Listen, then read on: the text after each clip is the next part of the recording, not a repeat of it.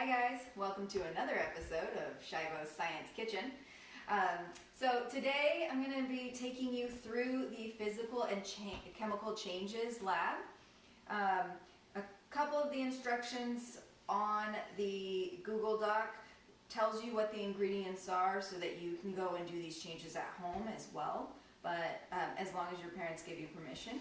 But if you're unable to, I have all of the changes here on this video.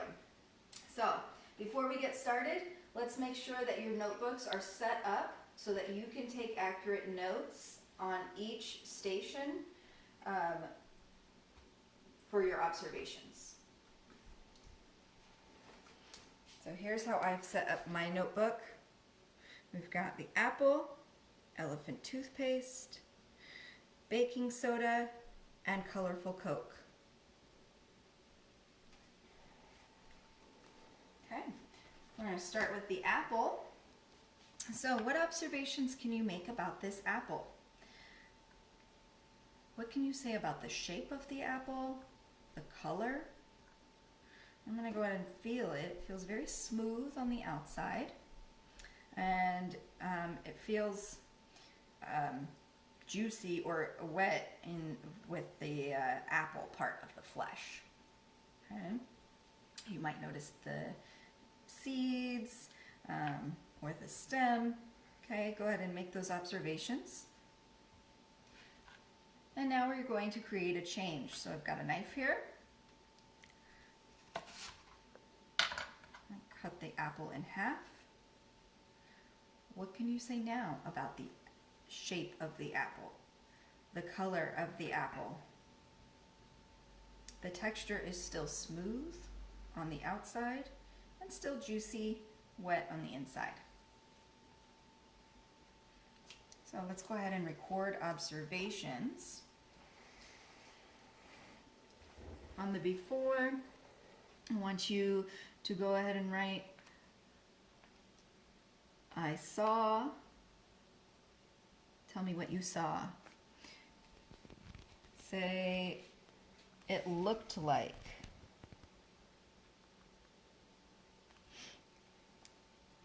It felt like. Okay? So, tell me what you saw, what I described the feeling or the texture of the apple to be. All right, let's go ahead and move on to elephant toothpaste.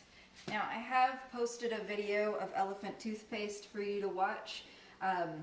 I have my students do elephant toothpaste with a 3% hydrogen peroxide solution because we can get that at the store easily and it's not dangerous. But scientists that use a stronger hydrogen peroxide solution get a much bigger reaction than what we're about to see, and I've posted that video for you as well. Okay, so we have some Dawn dish soap in a bag. We have 50 milliliters of hydrogen peroxide, and then we have dry yeast, active dry yeast. So first thing we're going to do is take the temperature. Getting it in there.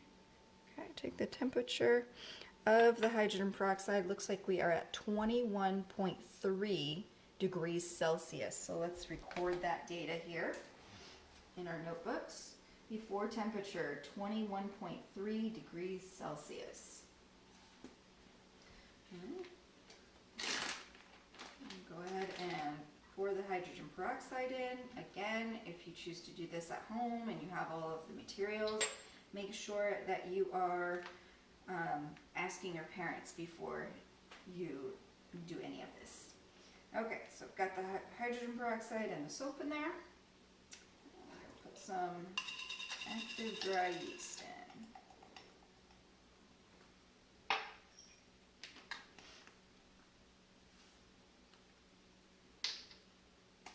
ahead and close that up. I'm just going to squish it around a little bit.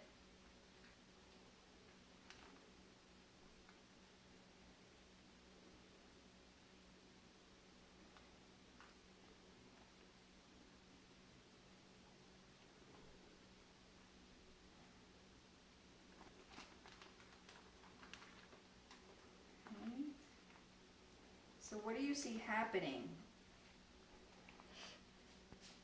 If you look into the bag,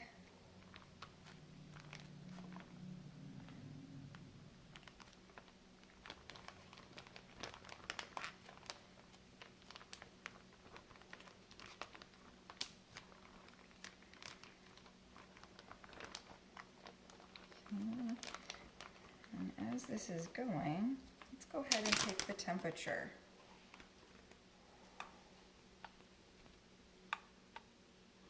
We're at 25 degrees Celsius. So what happened to the temperature of the hydrogen peroxide once we got it in there with the yeast and the soap? I can feel it. It's feeling warm on my hand.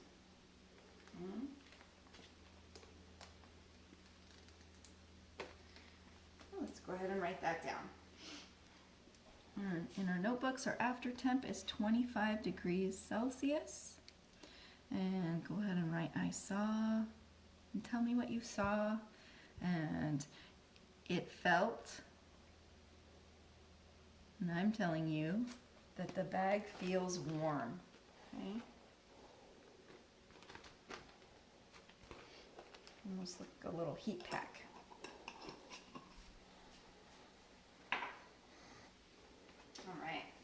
Moving on to our third station, baking soda and vinegar. Many of you have probably done this before.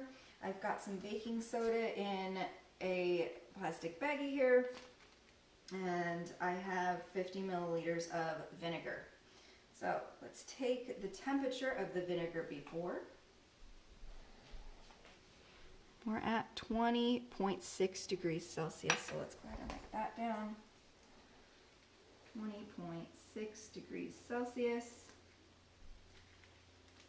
And we'll do vinegar with the baking soda. So what are you seeing immediately? Let's go ahead and close that up. And it feels cold. Definitely feels cold. So let's go ahead and take the temperature of that. 14.4 degrees Celsius. This one's like a little ice pack.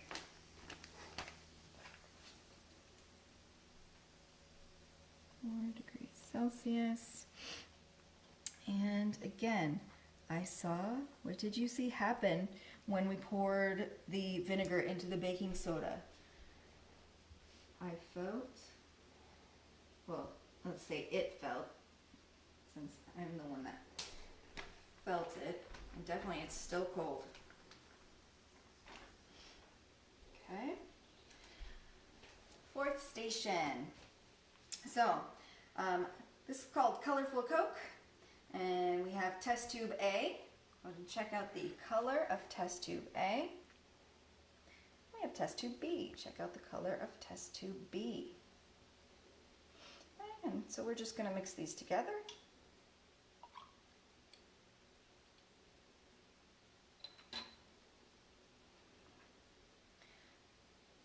So the color here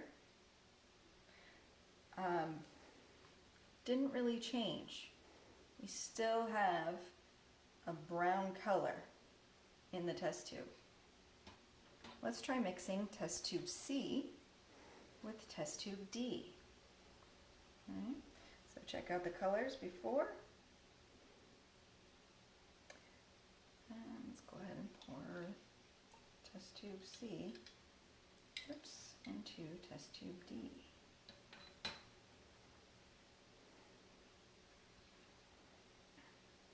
What happened? Here's our mixture of test tube A and B. Here's our mixture of test tube D. So what happened when C and D mixed together? Let's go ahead and write down our observations here.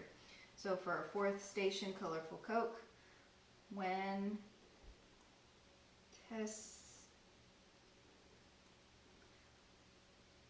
tube A and B mixed, and then you tell me what you saw. And again, when test tube C and D mixed, and again, you're going to tell me what you saw. So there's some sentence starters for you. Okay, we've come back to our apple station because I want you to take a look at the apple now. Observe the color of the apple. And so you can get a really good idea of the change that's occurred. Let's compare a fresh cut apple to an apple that was cut about 10 minutes ago. What do you notice? Why do you think the apple changed?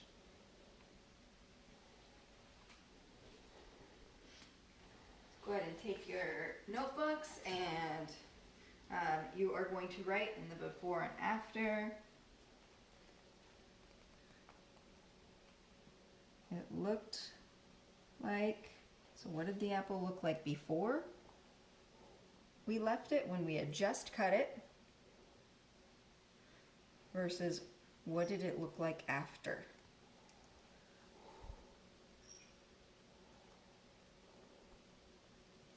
And so you're going to write notes about the change that occurred at the beginning of this video to the end of this video as well with the apple. All right, well, that's our 4 stations. I hope you are able to write lots of observations and tell me which of these changes were physical and which of these changes were chemical changes. That's it for today.